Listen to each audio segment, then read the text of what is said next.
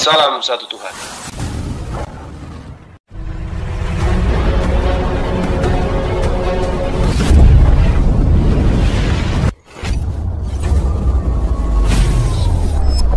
Ya, pengantar ini singkat para sahabat. Dukung semua ya sahabat-sahabat kita channel Densa News Muslim. Di like, di subscribe, di share sebanyak mungkin untuk supaya mencegah sahabat-sahabat kita di luar sana tidak terpengaruh terhadap pemurtadan. Semoga Allah memberikan selalu sikap istiqamah. Salam satu Tuhan, Allahu Akbar. Alhamdulillah, Masya Allah. Waalaikumsalam warahmatullahi wabarakatuh. Gini Bang, aku sebenarnya juga pengen bertanya juga gitu kan Bang. Nah ya. Jadi kayaknya hari ini deh, tapi nggak tahu itu konten atau live gitu dari konten kreator.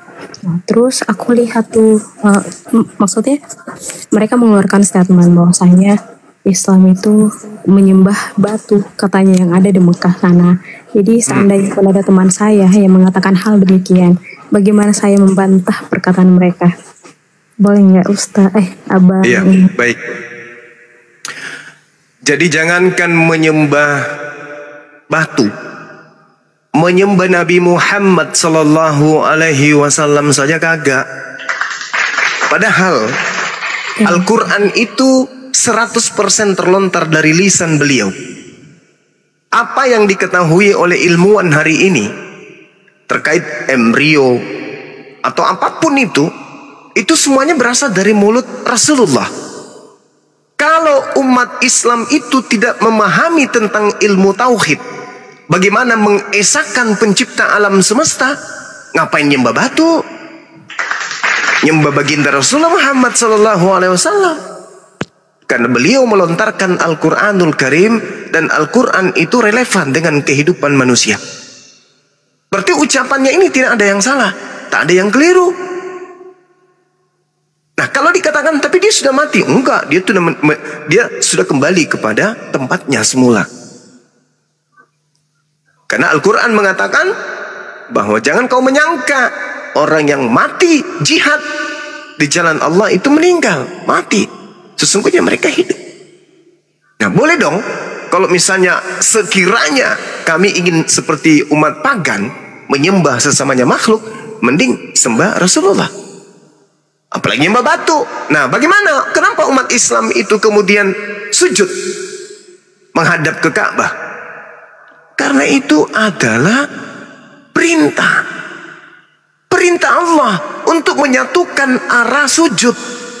Sebenarnya pertanyaan itu adalah pertanyaan yang dilahirkan dari rasa iri dengki, cemburu atas keindahan yang terjadi dalam prosesi ibadahnya umat Islam. Mereka cemburu. Ini Islam kok di mana-mana ketika mereka beribadah bertumpu pada satu titik aja. Ternyata di Bible seluruh nabi-nabi itu memiliki batu tugu di dalam beribadah. Coba lihat di dalam Bible. Apakah kemudian ada istilah Baitel, Bait suci, Bait El, Baitullah? Ada kan istilah itu? Apakah kemudian nabi-nabi, Nabi Daniel menghadap sujud menghadap ke Baitel 3 kali dalam sehari semalam? Ada. Nabi Musa, Yakub, Daud, Salomo, mereka semua punya bait di mana mereka sujud beribadah menyembah kepada bait situ, menyembah kepada batu tugu tersebut. Tetapi bukan menyembah kepada batunya, tidak, tetapi melakukan prosesi ibadah dengan satu arah. Seperti contoh misalnya dalam Yesaya 66 nomor 23, sabat berganti sabat, bulan berganti bulan, seluruh umat manusia akan datang kepadaku sujud beribadah menghadap kepadaku. Siapa yang menggenapi itu? Umat Islam. Loh, tapi umat Islam menghadap ke batu, yaitu prosesi arah ibadah. Contoh misalnya perintah ibu, wahai anakku, ya, apabila engkau merantau ke negeri seberang, lalu engkau rindu kepadaku, panggillah namaku pada saat bulan purnama datang, tataplah bulan itu, panggillah namaku, aku akan datang menyelimuti rasa kerinduanmu. Pertanyaannya, apakah bulan purnama itu adalah ibu? Sama seperti saya nih, merantau. Misalnya sekarang saya ada di Medan, rindu dengan anak saya yang ada di Makassar. Saya bawa baju kaos beliau yang masih ada bau badan beliau. Pada saat aku rindu, ku ciumi bajunya. Apakah berarti baju ini adalah anak saya? Enggak. Seperti itulah kemudian umat Islam ketika ada perintah sujud menghadap ke arah Baitullah, maka kami lakukan itu. Perintah, bukan sembala batu, sembala Ka'bah, tidak. Tapi sujudlah menghadap ke Ka'bah. Makanya kami umat Islam dimanapun kami berada, semua arah ibadah kami itu tertuju kepada satu. Ini simbol tauhid. Ini simbol tauhid, bahwa kekuatan yang ada di atas muka bumi ini itu berasal dari satu hakikat, yaitu pencipta langit dan bumi, bukan yang lain. Nah, kalau dikatakan bahwasanya menghadap ke Ka'bah itu menyembah Ka'bah, lalu bagaimana dengan orang di gereja? Apakah orang di gereja itu tidak menghadap pada saat mereka kebaktian? Menghadap dong. Lalu bagaimana mereka yang menghadap ke toilet? Boleh nggak kita mengatakan, oh jadi kalian selama ini menyembah toilet? Apa buktinya? Loh, kalian nyanyi-nyanyi menghadap ke toilet kok? Enggak dong, toilet saya di belakang. Betul, tapi di tembok rumah kau, di sebelahnya itu rumah tetanggamu, pas di toilet. Ada ribuan toilet yang kamu hadapi. Meskipun tanah lapang, tapi di balik tanah lapang sana tuh ada toilet tetangga. Nah, mampus. Berarti menghadap ke sana, menghadapkan dirimu ke sana, sama halnya menghadapkan dan menyembah dirimu kepada apa yang ada di hadapanmu. Nah, di pendeta, kalau laki-laki pendetanya gimana dong? Menghadap ke pendeta, berarti jemaat menyembah telur asin. Kalau pendetanya perempuan, berarti ya bisa-bisa yang diibadahi itu adalah kacang basi atau kacang telur atau kacang asin atau kacang terjepit atau entah apa-apalah namanya. Ya kan? Karena mereka menuduh kita menghadap ke batu, kita menyembah batu. Berarti dia menghadap ke pendeta laki-laki, dia punya biji sakar, berarti mereka menyembah biji sakar. Maaf nih ya, kita pinjam aja ucapan-ucapan mereka. Nah, kalau kebaktian kalian menghadap kemana? Kami menghadap ke depan, di situ ada mimbar. Ada nggak pendeta di depan? Ada. Laki-laki ya, nyembah telur asin. Boleh kan? Boleh nggak? Boleh. Nah, kalau dikatakan kami nggak sujud, oke, Matius 26 nomor 39, Yesus sujud.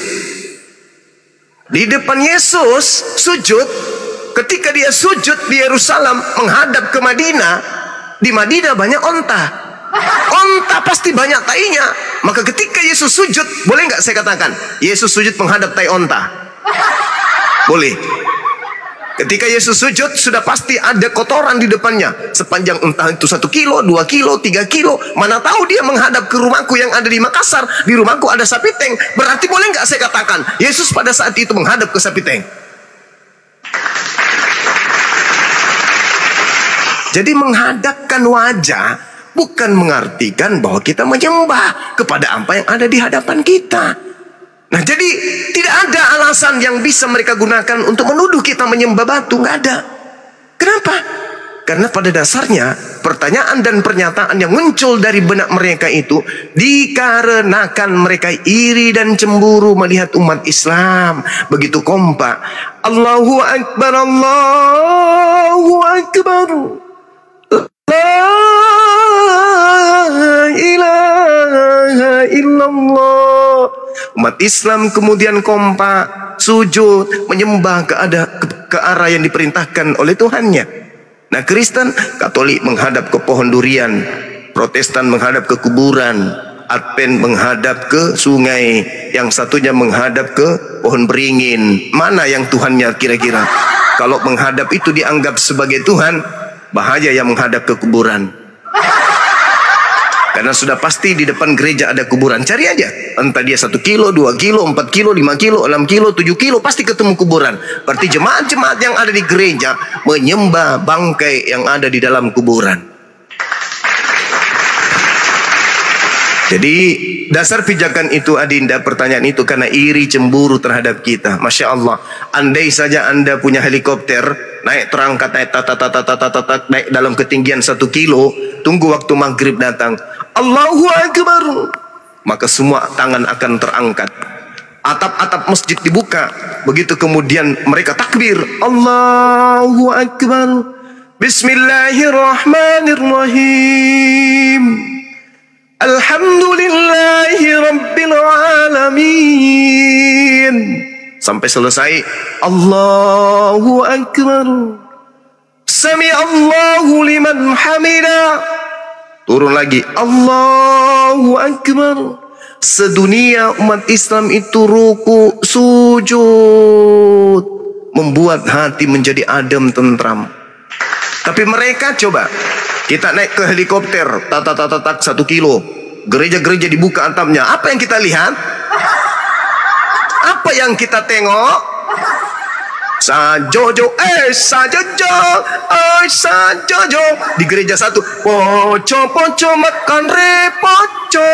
Gereja satu, endah kotung aku siapa mada, apamu bawa pun tita sakalando. Buka lagi atapnya yang satu, coba Anda lihat apa yang terjadi. Seperti cacing tanah yang disiram bensin. Kalau jotan mana-mana, jungkir balik di mana-mana, salto, bahkan ada yang lengket di tembok. Bandingkan dengan cara ibadahnya umat Islam. Yesaya 66:23. Sabat berganti sabat, bulan berganti bulan. Seluruh umat manusia akan datang sujud beribadah kepadaku. Subhanallah. Dan keindahan ibadah itu hanya ditemukan di dalam ajaran agama Islam. Tak ada orang salat pernah ditemukan salat main HP. Gak ada. Tapi kalau di gereja, kebaktian, pendeta lagi membacakan dalil-dalil ciuman kudus, jemaatnya bisa aja ciuman di belakang. Iya benar. Benar, iya benar, itu benar. Alhamdulillah. Saya kira begitu. Oke, penjelasannya. Jadi gini Bang, iya. Aku kan pernah tuh ngikutin live antara satu ini Agatha dan Mikana. Nggak tahu yang mana tuh. Nah terus mereka mengeluarkan statement bahwasanya Nabi Muhammad saja belum tentu, tidak pasti masuk surga. Itu bagaimana dijawab? Oke. Muncul baik. Mereka itu kesel banget dengarnya. Iya. Al-Quran mengatakan apa justru gini. Qul in kuntum tuhibbunallah fattabi'uni yuhibbukumullah wa yaghfir lakum dzunubakum. Wallahu ghafurur rahim. Katakan kepada manusia, wahai Nabi Muhammad, kul, barang siapa yang ingin dicintai oleh Allah, barang siapa yang ingin seluruh dosa-dosanya dihapuskan oleh Allah, maka perintahkan mereka, fattabi'uni, ikutlah denganmu, ikutlah denganku. Maka Nabi Muhammad mengatakan, fattabi'uni, fattabi'uni, fattabi'uni, ikutlah denganku wahai umatku, ikutlah denganku wahai umatku. Maka pencipta alam semesta akan mencintaimu, pencipta alam semesta akan mengampuni segala dosa-dosamu. Makanya Rasulullah berani mengatakan apa? Jaminlah aku 6 perkara, maka aku akan jamin engkau surga. Apa itu? Jaga lisanmu, jaga kemaluanmu, jaga amanah, jaga janji dan seterusnya. Oh, jaga 6 perkara itu, kata Rasulullah, aku jamin engkau surga.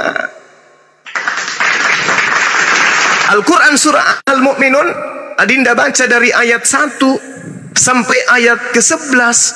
Kalau dibaca itu, beruntunglah kada aflahal mu'minun, beruntunglah orang-orang Islam. Siapa mereka? Yang sholat, yang tidak berzina, menjaga amanah, menjaga janji. Mereka semua, termasuk Rasulullah apalagi, diberikan warisan berupa surga Firdaus. Nah, cuman kenapa Rasulullah mengatakan hal demikian? Karena Rasulullah tidak ingin mendahului kehendak Allah. Karena Islam itu mengesahkan Allah, segala-galanya atas izin Allah, segala-galanya atas kehendak Allah, segala-galanya Allah di atasnya, tak ada yang lain. Maka Rasulullah tidak ingin mendahului Allah, tidak ingin mendahului Allah. Tapi ingat, kalau presiden menjanjikan sesuatu, bisa jadi tidak terjadi karena keadaan. Tapi kalau pencipta alam semesta sudah menjanjikan, maka itu sudah pasti adanya. Hanya umat Islam itu, Rasulullah Muhammad SAW tidak ingin takabur, sehingga ia mendudukkan dirinya sebagai umat Islam, sebagai umat yang memberikan contoh kemudian kepada umatnya sebagai Nabi untuk tawadu. Rasulullah dijamin surga. Dia pemilik telaga Kautsar di surga. Dia pemilik. pemilik telaga di dalam surga. Rasulullah itu, umatnya pun dijamin memiliki warisan. Al-Quran surah Al-Mu'minun yang tadi, kita dijamin surga, Rasul dijamin surga. Tapi kemudian Rasulullah tidak ingin takabur. Semua diserahkan kepada Allah, karena ketetapan apapun itu berasal dari Allah, bukan dari kehendak kemudian Rasulullah. Yesus, coba bandingkan, mengatakan dengan mulutnya sendiri, aku, Yohanes 5 nomor 30, aku tidak dapat berbuat apa-apa dari diriku sendiri. Tapi apa yang terjadi? Tetap aja dianggap Tuhan. Iya benar banget. Tapi Rasulullah hanya berkata demikian, protes mereka. Wah, tidak ada jaminan. Kata siapa? Kul in kuntum tuhibbunallah fattabi'uni. Bahkan di dalam kitabnya orang Kristen, umat Islam mendapatkan jaminan surga. Mau dalil? Yohanes 17 nomor 3, hidup kekal sama dengan surga itu kamu dapatkan apabila engkau mengenal Tuhannya Yesus, satu-satunya Tuhan yang benar, dan mengenal Yesus sebagai Rasulullah, utusan Allah. Dah selesai. Jaminan surganya jelas. Umat Islam dijamin surga berdasarkan Bible. Yohanes 17 nomor 3. Hadirkan pendeta yang bisa membantah saya. Ada nggak jaminan surga bagi menyembah anak Maria?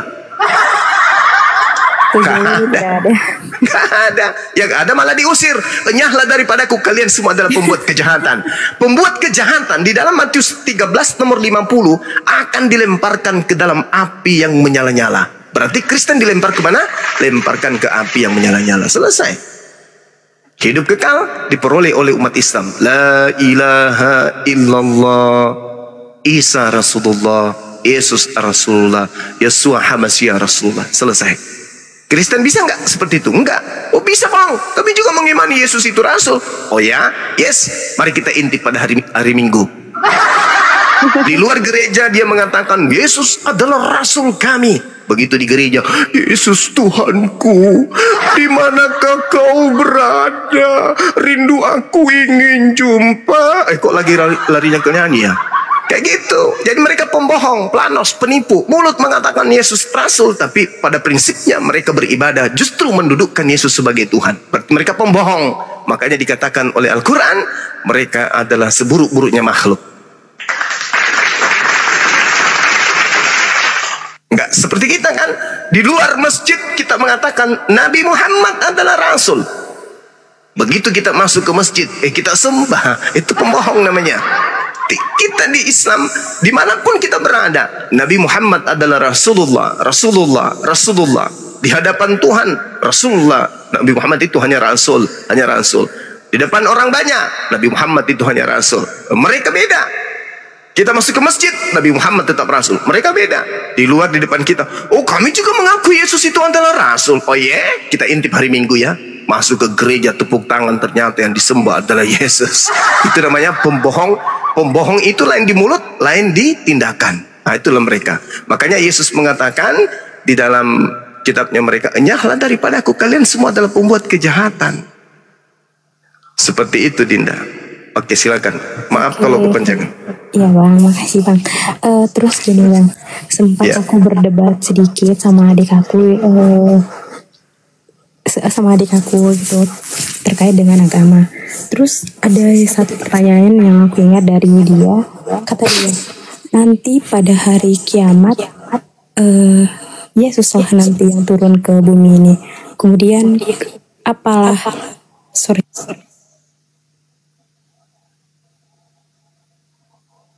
lalu dimana peran Nabi Muhammad itu, kata dia. Maksudnya paham nggak maksud aku? Iya.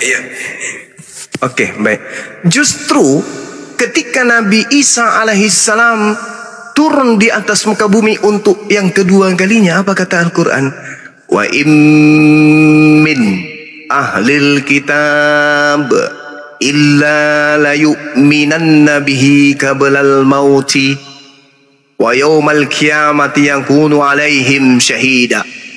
Ketika Nabi Isa alaihissalam datang untuk yang kedua kalinya, orang yang tadinya menolak ajaran Islam, orang yang tadinya mengatakan Nabi Muhammad nabi palsu, orang yang tadinya mengatakan Allah itu berhala, Tidak, Tuhan semuanya akan beriman kepada Islam, akan beriman kepada Nabi Isa alaihissalam. Wa in min ahlil kitabi illa la yu'minanna bihi qablal mauti. Al-Quran surah An-Nisa ayat 159. Nah, kenapa Nabi Isa yang turun? Kenapa bukan Nabi Musa? Kenapa bukan Nabi Abraham? Atau sekalian Nabi Muhammad sallallahu alaihi wasallam? Kenapa bukan beliau yang turun? Alasannya karena tidak ada orang yang mau dihakimi oleh Nabi Muhammad. Karena tidak ada satu manusia pun di atas muka bumi ini yang mengaku sebagai kaumnya, umatnya, pengikutnya, yang melantiknya menjadi Tuhan menggantikan Allah. Begitu juga Nabi Musa. Begitu juga Nabi Musa alaihissalam. Tidak ada umatnya yang mempertuhankan dirinya. Kenapa dia turun menjadi hakim? Karena dia turun untuk mematahkan ajaran agama Kristen. Nah, makanya Dinda di dalam Yohanes 12 nomor 48, apa kata Yesus? Barang siapa yang menolak aku dan tidak menerima firmanku, perkataanku, dia sudah ada hakimnya. Siapa hakimnya? Yaitu perkataan yang pernah aku ucapkan ketika aku penginjilan selama 3 tahun di tengah-tengah Bani Israel. Perkataanku itulah kelak yang akan menjadi hakimnya di akhir zaman. Nah, umat Islam akan dihakimi oleh Yesus di akhir zaman, tak masalah. Umat Islam dipanggil oleh Yesus. Umat Islam, Bang Suma, sini, maju sini. Baik, Paman. Gimana, Sus? Gimana kabarmu, Sus? Baik. Kenapa, Sus? Mau ngapain? Tanya saya, panggil saya. Kau kenapa nggak nyembah saya? Apa katanya Bang Suma? Aku selidiki dari kitab Kejadian sampai kitab Wahyu, tak ada perintahmu untuk menyembah dirimu. Oh, kamu betul. Emang pernah kau ucapkan sembahlah aku, Yesus? Nggak pernah. Ya iya, makanya kau kan bilang pada hari terakhir nanti yang menjadi tolak ukur penghukuman, pengadilan itu adalah ucapanku yang pernah aku ucapkan di tengah-tengah Bani Israel. Barang siapa yang menolak aku dan tidak menerima firmanku, dia sudah ada hakimnya, yaitu perkataan yang pernah aku ucapkan ketika aku di tengah-tengah mereka. Perkataan itulah kelak yang akan menjadi hakimnya di akhir zaman. Lolos tidak aku, Yesus? Lolos, Paman. Nah, lolos. Dipanggillah Kristen. Bom-bom, maju sini. Kamu namanya Bom-bom, ya, yang suka makan babi, ya. Coba cium bau mulutmu. Oh betul, mulutmu bau babi, Bom-bom. Tanya samamu, Bom-bom. Siapa yang mengajarkan kemudian kau menuhankan diriku? Aduh, tunggu ya. Aku cari dulu dalilnya. Tak ada, Bom-bom. Ditonjok mukanya, keduak. Hancur mukanya Bom-bom. Enyahlah daripada aku kalian semua pembuat kejahatan. Itulah makanya Yesus turun untuk kemudian mempersaksikan di hadapan Tuhannya, ya Rabb, aku tidak pernah mengajarkan mereka untuk mempertuhankan diriku. Bahkan Maria ketika hendak menyentuhku, apa kataku, ya Rabb? Maria, jangan kau sentuh aku, tapi pergilah kepada saudara-saudaraku. Katakan kepada mereka, aku akan pergi kepada Tuhanku dan Tuhanmu. Ketika Allah kemudian menghakimi Nabi Isa, wa iskalallahu ya Isa bin Maryam, anta qulta linnas tahizuni. Wahai Isa, ya Allah, ya Rabb, ya Tuhanku, apakah engkau yang mengajarkan orang-orang Kristen cupu-cupu ini untuk menuhankan dirimu selain daripada aku? Apa kata Nabi Isa? Qala subhanaka ma yakunu li an aqula ma laysa li bihaqq. Maha suci engkau, ya Allah. Aku tidak berkata-kata dari diriku sendiri. Apa yang aku katakan adalah apa yang menjadi hakku, dan yang bukan hakku aku tidak katakan. Yohanes 12 nomor 49. Aku tidak berkata-kata dari diriku sendiri. Apa yang aku katakan adalah apa yang diperintahkan oleh Bapa untuk aku katakan, aku katakan. Apa yang diperintahkan oleh Bapa? Makultuhum illa ma amartani bi ani abudullah rabbi wa rabbakum. Wahai Bani Israel, sembahlah Allah, Tuhanku dan Tuhanmu. Bahkan bukan hanya kepada Bani Israel saja, bahkan kepada iblis pun kukatakan, wahai iblis, sembahlah Allah, hanya kepadanya saja engkau berbakti. Matius 4 nomor 6 nomor 7. Jadi ketika Nabi Isa datang, Yesus datang, itu disebabkan karena ada yang terdakwa. Siapa terdakwa? Yang Matius 7, janganlah daripada aku, kau semua adalah pembuat kejahatan. Kenapa Yesus turun untuk yang kedua kalinya? Untuk menggenapi Matius 7 nomor 21 sampai nomor 23. Pada hari terakhir banyak orang berseru kepadaku, Tuhan, Tuhan, Tuhan, Tuhan, bukankah kami bermujizat pakai namamu Yesus, bernubuat, mengusir setan pakai namamu Yesus? Pada saat itulah aku akan berterus terang kepada mereka, kata Yesus, enyahlah daripadaku, kalian semua adalah pembuat kejahatan. Jadi kalau sekali lagi Dinda ditanya nanti sama Oten, wahai saudara Trengens, kenapa kamu tidak memahami bahwa Yesus datang untuk yang kedua kalinya nanti di akhir zaman? Sampaikan, betul, Yesus nanti datang kedua kalinya untuk menghakimi orang-orang yang memanggilnya Tuhan. Baca Matius 7 nomor 21 sampai 23. Pertanyaan saya balik, siapa yang memanggil Yesus Tuhan? Untuk itulah Yesus datang. Matius ya, berapa tadi Bang? Aku Matius 7 catat juga. nomor 21 sampai nomor 23. Matius Nah, itulah. 7 ayat 21 sampai. Iya. Oke, makasih Bang. Oke, jadi gini teman-teman semuanya di sini, kalaupun misalnya kalian ada kita yang Islam ini tidak bisa berdebat sama si Agatha, si Mikana, apalagi si Living itu, buat kesel banget sumpah. Sleeping gak ada ilmu dia. Teman-teman, aku himbau kita report aja mereka. Iya. Karena kan kayak aku sendiri nih Bang, setiap kali lewat tuh kan di FYP, bukan di FYP sih, kayak di beranda TikTok aku kan. Terus aku lihat tuh mereka berdebat. Lama-lama aku lihat tuh kayak ngolok-ngolok agama Islam. Dari situ kan saya kepanasan gitu. Tapi kalaupun masuk ke room mereka, saya nggak bisa berdebat karena secara pengetahuan juga masih kurang gitu kan. Jadi nggak bisa berdebat sama mereka. Nah jadi kalau bisa teman-teman di sini, aku himbau report aja mereka. Iya, setuju. Gitu aja sih Bang. Iya, betul. Saya mau si Living ini, saya tantang Living ini kalau dengar di situ jangan naik lah, karena kan kita kurang ilmu, jadi jangan mempermalukan ini Islam. Iya. Saya sudah coba masuk di komalnya dia, tapi ternyata dia bukan pendebat yang baik. Makanya si Living kalau dia dengarkan ini, tolong tantangan saya dijawab dong. Kita ke komalnya Yahudi, Bang Billy, netral, bertiga aja kita, atur timer. Living versus Bang Zuma. Situ baru kita lihat. Dia adalah sarang tawon yang sudah ditinggalkan tawonnya dan sudah diambil madunya. Nggak ada ilmunya, kosong. Sama seperti RK, Saifuddin Ibrahim, Agatha, Rudy Yohanes. Itu semua pelawak. Edis, itu semua pelawak. Orang nggak ada ilmu semua itu. Cuman mereka berani keluar-keluar karena di komalnya. Begitu dilawan, kita di mute. Itu di kick, jadi seenak perut dia aja. Tapi coba di komal netral atau kita ketemu offline langsung, nggak ada isinya itu, cuma omong kosong. Gini loh, kayak aku pernah dengar nih kalau abang ini lagi di Medan ya?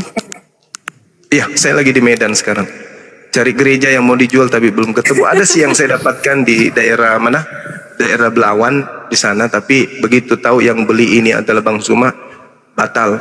Dia maunya yang beli itu sesama Kristen. Ya udahlah, mundur lagi kita. Bukan kalau boleh tahu Bang, bukannya mau berdebat gitu sama pendeta di sana? Nggak ada, mana ada pendeta udah kayak kalomang masuk semua di dalam lubang. Oke. Jadi Bang, terima kasih penjelasan tadinya. Saya juga dengan penjelasan Abang saya bisa menyangkal perkataan mereka nantinya. Iya, Masya Allah.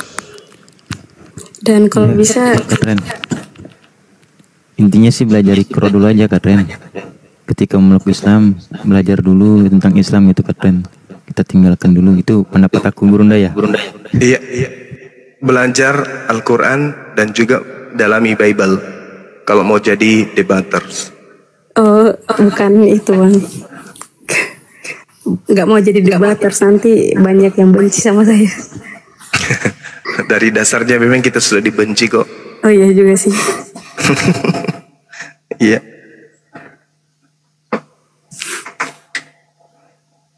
Makasih ya Bang ya. Sama-sama. Assalamualaikum. Waalaikumsalam. Waalaikumsalam. Ini Bang Ondi udah balik lagi nih. Bang Ondi gimana Bang? Yo bang, maaf tadi bang, itu karena jaringan yang bermasalah. Iya. Datanya udah bisa dibawa Bang? Apa bang? data soal yang abang polemikan tadi udah bisa ditunjukkan?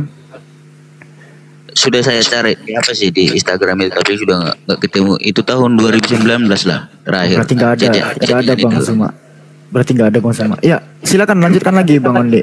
Ada yang mau ditanyakan lagi? Iya ada sih Bang. Aku mau banyak tanya sih, mau banyak tanya sih. Oh ya udah, abang dikontrak untuk bertanya, silakan.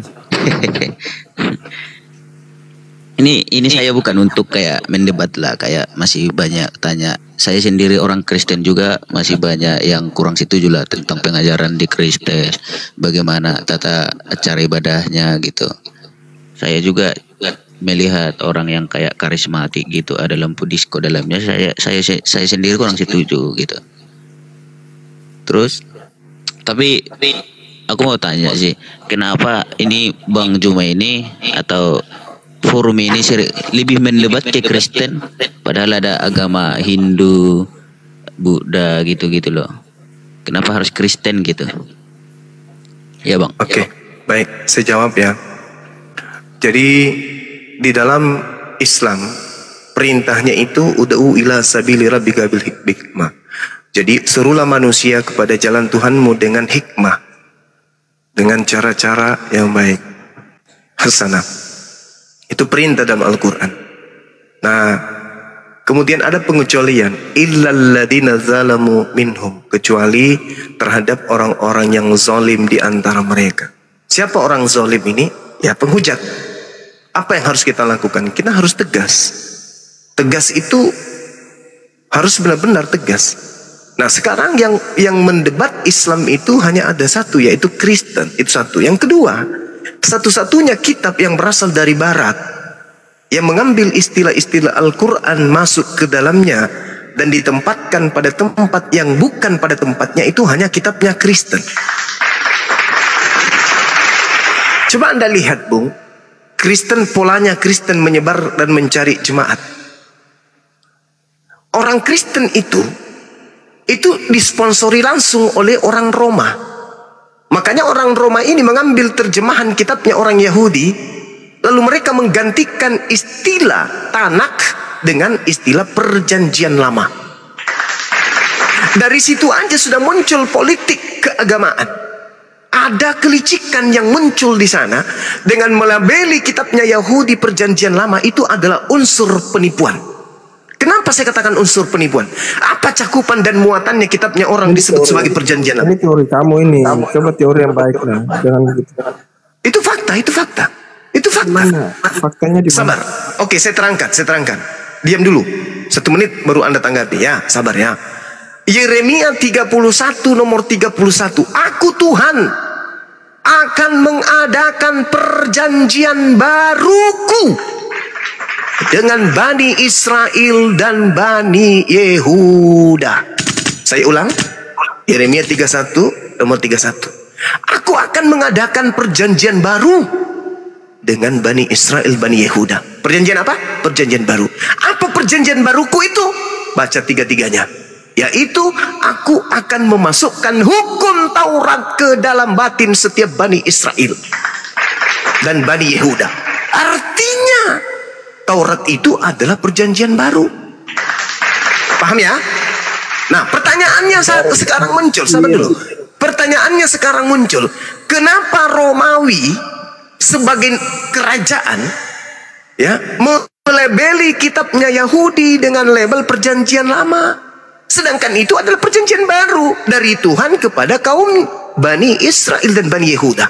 Apa tujuannya Romawi sebagai bangsa atau sebagai negara yang di luar dari Yahudi mengambil kitabnya orang lalu melabelinya dengan kata perjanjian lama? Untuk apa? Untuk apa? Mau tahu jawabannya? Karena mau melariskan ajaran penyembahan dewa-dewa mereka dalam bingkai Yesus. Sabar. Habis ini Anda ya. Habis ini Anda. Karena ingin menjajakan dewa Horus, dewa Hercules, dewa Zeus dengan nama Yesus kepada di luar dari bangsa Romawi dengan mengatasnamakan perjanjian baru. Jadi Kitabnya orang Yahudi dianggapnya perjanjian lama, lalu kitab penyembahan terhadap dewa yang nuzul menjadi manusia Yesus itu dianggap perjanjian baru. Itulah tujuannya kenapa Karisteng mengatasnamakan kitab perjanjian baru miliknya Yahudi dengan perkataan perjanjian lama, supaya mereka bisa menjual ajaran pagan penyembahan terhadap dewa Theos yang nuzul menjadi manusia bernama Yesus. Tanya saya, kalau Anda nggak paham, silakan. Ya, teori dari mana ini? Teori dari mana? Sekarang Anda bisa menunjukkan apa alasan perjanjian baru. Kamu bilang itu, sabar. Boleh Anda menunjukkan apa alasannya? Kenapa kitabnya orang Yahudi yang adalah perjanjian baru? Jangan celote bang. Jangan celote bang. Ini forum Islam. Jangan ajari kami untuk seperti Kristen. Ini forum Islam ini bang. Ajari kami untuk selalu santun kepada kalian, oke? Pertanyaan saya, apa alasannya? Dengar. Apa alasannya gereja awal mula mengatasnamakan kitabnya Yahudi dengan sebutan perjanjian lama? Apa alasannya? Silakan.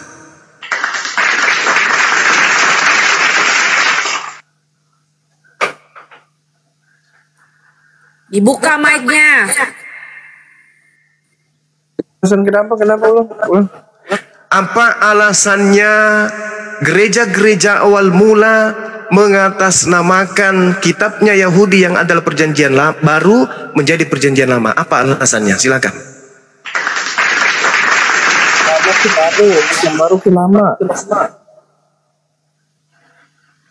Bisa dijelaskan lebih terinci, Bang?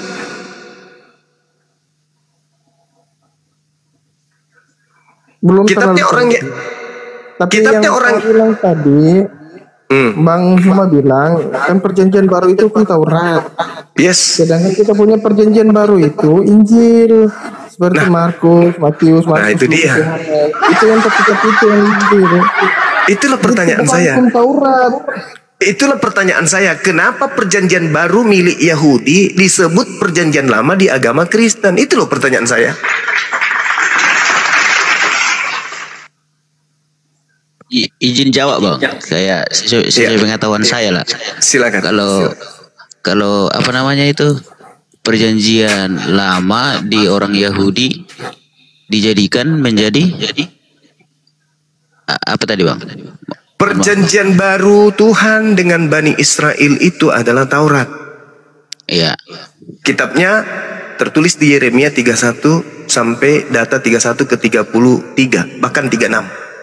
Tapi kenapa di agama Kristen awal mula bapak-bapak gereja mengatasnamakan perjanjian barunya Yahudi tapi digantikan dengan sebutan perjanjian lama? Apa dasarnya? Perjanjian Tuhan yang baru kepada Bani Israel disebut perjanjian lama oleh gereja. Itu pertanyaan saya.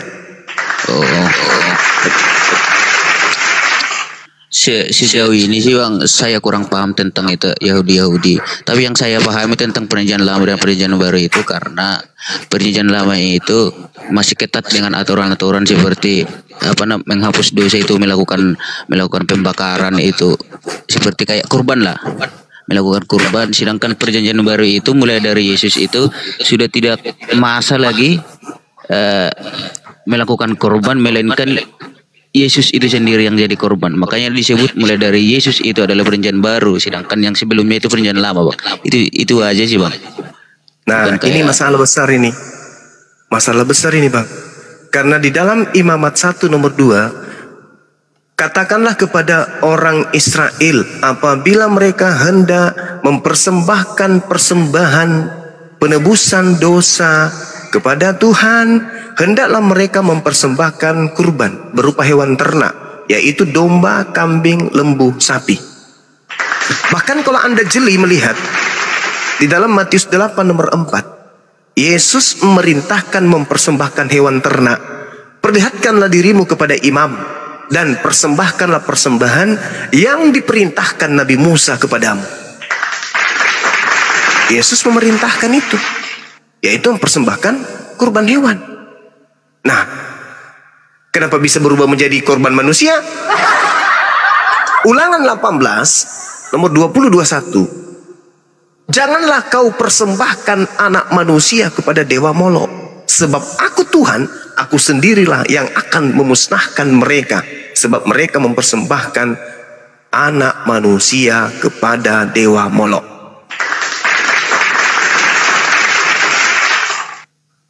Makanya orang Yahudi itu tidak mau menjadi Kristen, karena menurut Yahudi Kristen itu adalah bidat, agama pagan.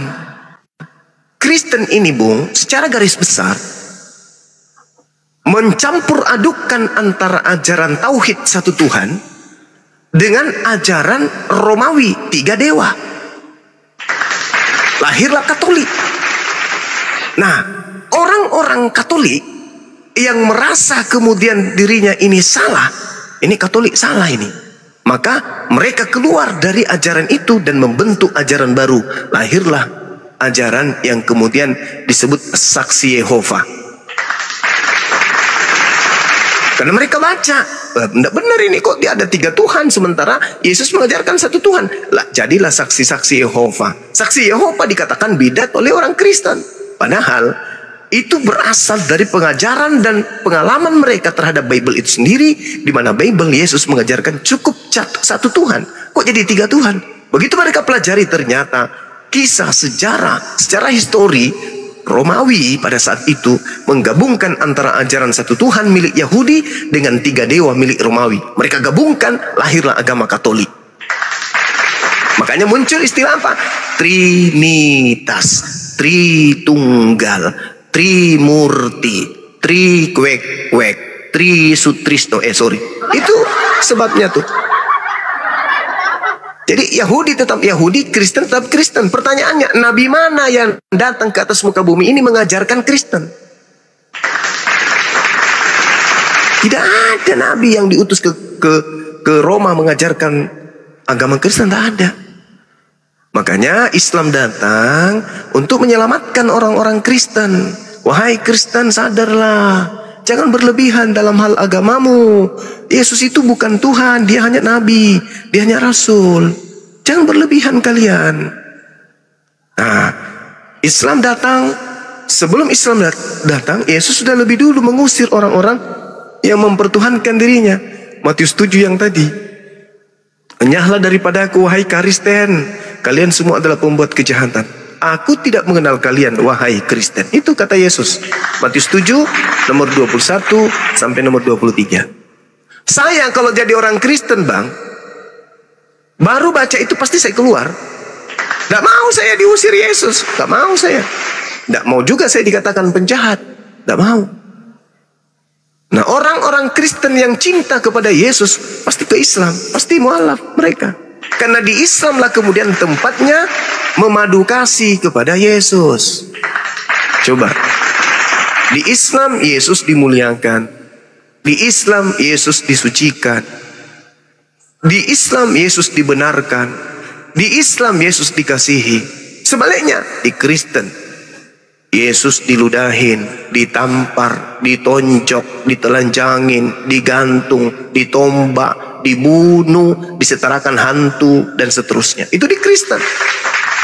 Makanya Yesus mengatakan, waspadalah kepada serigala yang datang kepadamu, mengaku domba, padahal mereka adalah serigala yang buas. Kalianlah ini mengatasnamakan Yesus, tapi amalan ibadah kalian tak ada satupun amalan Kristen itu yang berasal dari Yesus. Contoh, menuhankan Yesus. Apakah dari Yesus ajaran itu? Bukan. Ibadah Minggu, apakah dari Yesus ibadah itu? Bukan. Makan babi, apakah dari Yesus? Bukan. Tidak bersunat, apakah dari Yesus? Bukan. Natalan, apakah dari Yesus? Bukan. Kebangkitan, peringatan kebangkitan Yesus, kenaikan Yesus, apakah dari Yesus? Bukan. Semua apapun dari Kristen tak ada satupun berasal dari Yesus. Makanya dikatakan, enyahlah daripadaku, kalian semua adalah pembuat kejahatan. Aku tidak mengenal kalian. Itu kata Yesus tuh. Nah, kenapa Kristen tidak meninggalkan agama Kristen? Karena terlanjur Kristen. Ibadah Minggu, cuma nyanyi-nyanyi, dijanji masuk surga, makanannya bebas, apalagi tidak bersunat, apalagi semua mengenakan. Makanya mereka tetap Kristen bukan karena mereka menemukan kebenaran di Kristen, tetapi karena sudah terlanjur Kristen. Pendeta kenapa? Pastor kenapa tidak menyadarkan jemaat-jemaatnya? Karena sudah terlanjur menerima perpuluhan tiap bulan. disokong dengan perpuluhan yang membuat hidupnya di dunia ini bermegah-megahan. Ya, mau makan apa ada, mau beli apa ada, mau liburan kemanapun bisa. Karena tiap bulan didukung oleh suplai dana dari jemaat. Maka mereka semakin cinta dengan agama Kristen itu, tapi sadar dalam hati dan kalbunya, dalam kalbunya dan pikirannya, sebenarnya ini salah loh. Sebenarnya ini salah ya, cuma kayak mana lagi, kita suka makan babi, kita suka minum khamar, kita suka ini bla bla bla dan seterusnya. Enak di Kristen itu enak, tidak ada susah-susah 5 kali sehari sujud dan seterusnya, nggak ada. Di Kristen Barat itu Kristen semua, jadi kiblatnya ke Barat. Coba lihat orang Barat maju-maju, hebat-hebat, mereka gaul, mereka hidupnya perlente dan seterusnya. Maka itu yang menjadi contoh. Timur Tengah di sana masih begini, masih kolot menurut pandangan kalian, masih begini, ngapain kita ikut aja? Itu cara iblis menutupi kemudian kebenaran. Cara iblis menyesatkan dan membisikkan begitu. Kau lihat Islam 3 hari 3 malam 5 kali sehari pakai sarung ke tempat ibadah mereka. Ngapain kita contohi? Mending kita ke mall, happy, topi miring, minum balok, makan babi goreng. Ke gereja bukan pergi ibadah, pergi sembahyang, sembah kepada siapa? Kepada anak Maria, sembah anaknya orang, joget-joget, menari-nari, lampu-lampunya diskotik, ditambah lagi musiknya. Habis itu kalau capek lagu pop, lagu dangdut, seriosa. Apanya susah? Gak ada susahnya. Tapi giliran nyawa dicabut dari rohnya, barulah kemudian menyesal. Ya Rab, kenapa? Kembalikan aku ke bumi ya Rab, aku akan menyembahmu. Tidak lagi seperti ini. Sudah selesai waktumu. Bukankah Bang Suma sudah datang kepadamu? Bukankah tua-tua masjid sudah menyuarakan kepadamu? Bukankah Islam sudah menyampaikan kebenaran kepadamu? Kamu tidak paham Bible, bahkan umat Islam yang memahamkan Bible kepadamu. Tapi kenapa tetap kau memperbodoh diri? Tidak Tuhan, kembalikan aku ke dunia. Tidak, jadikan aja aku jadi batu Tuhan daripada aku kayak begini. Tidak. Rasakanlah, inilah balasan daripada kezaliman yang telah engkau lakukan. Kau sadar kok yang kau sembah manusia? Kau sadar kok yang kau sembah itu makhluk? Kau sadar kok ibadahmu itu tak ada perintah? Kau sadar bahwa Yesus akan datang menghakimi setiap orang yang tidak melakukan perintah Tuhannya, tapi tetap aja kau lakukan. Ya toh? Iya sih. Lalu gimana sekarang? Kembalikan aku kembali menjadi manusia, hidup di dunia. Tidak, udah terlanjur. Sekarang sudah saatnya kau terima balasan. Kalau hari ini ada kebenaran datang, jasad kita ini masih membungkus roh, sehingga jasad orang Kristen itu masih bisa memilih. Besok mau ke Jumat, besok mau ke gereja atau tidak ke gereja, masih ada pilihan. Besok mau ke mall atau masih bisa memilih. Mau tidur atau mau bangun, mau beraktivitas atau tidak, masih ada pilihan. Kenapa? Karena rohnya masih terbungkus oleh jasad. Tapi ketika roh sudah keluar dari jasad, tak bisa memilih. Pokoknya ente leheng ente. Siapa suruh ketika di dunia kalian kufur terhadap ajaran Yesus? Kalian justru melantik Yesus itu menjadi Tuhan. Diajarkan kebenaran, kalian sombong. Kalian menutup mata, kalian menutup kuping. Saudara-saudaraku, Yesus meneriakkan sampai dia dibantai oleh orang-orang Yahudi. Saking cintanya kepada manusia, Yesus mengajarkan resep, Yesus mengajarkan tiket, karcis untuk selamat. Yesus suarakan, hidup kekal itu adalah mereka mengenal Engkau satu-satunya Tuhan dan mengenal aku yang Engkau utus. Sampai Yesus kemudian terancam ingin dibunuh, menyuarakan itu. Bahkan kesaksian Yesus dalam Yohanes 5 nomor 36, ada kesaksianku yang lebih penting dari kesaksian Yohanes Pembaptis, bahwa semua mujizat yang aku lakukan, mujizat itulah yang bersaksi tentang aku, bahwa Bapalah yang telah mengutus aku. Kesaksian Yesus tentang dirinya pun kalian tolak. Maka sekarang rasakanlah penderitaan di alam kubur ini. Malaikat mungkar datang memijak, mulutnya ditarik yang kiri, yang kanan pun ditarik sejarak 1 kilometer. Begitu lebarnya mulutnya. Sakitnya itu mulutnya, bom ditarik kiri kanan sampai segitu. Matanya dicungkil, ditarik ke kanan, ditarik ke kiri. Matanya lebar. Terus Pak bom berteriak, "Oh mama, begitu nikmatnya mulut ditarik sampai lebarnya 1 kilo." Yang digantung itu ya Yesus dan benar bahwa orang yang digantung di kayu salib itu adalah orang yang terkutuk, benar. Itu benar. Dan di Alkitab juga saya baca apalagi udahlah, berarti kau menuhankan Tuhan terkutuk. Bukan. Lanjut. Tapi ada alasan lain bahwa Yesus rela mengorbankan dirinya, rela menjadi dia terkutuk di situ untuk menggantikan manusia, Bu. Kita tidak bahas relanya, Bang. Kita bahas si Rama itu botol. Udah, lanjutkan. Kan itu kan semua selaras. Itu kan selaras semua, Bu. Itu sejalan lah semua, Bu.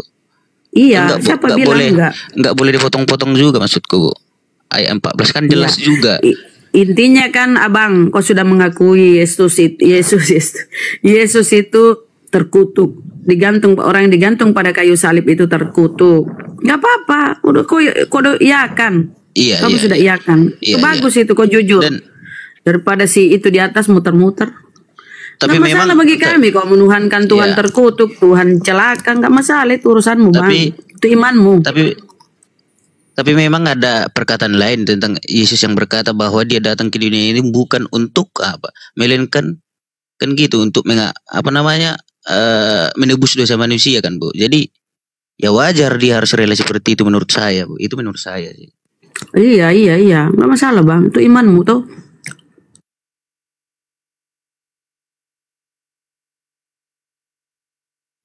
Ini oten-oten dibawa ke panasan dibilang Tuhannya terkutuk.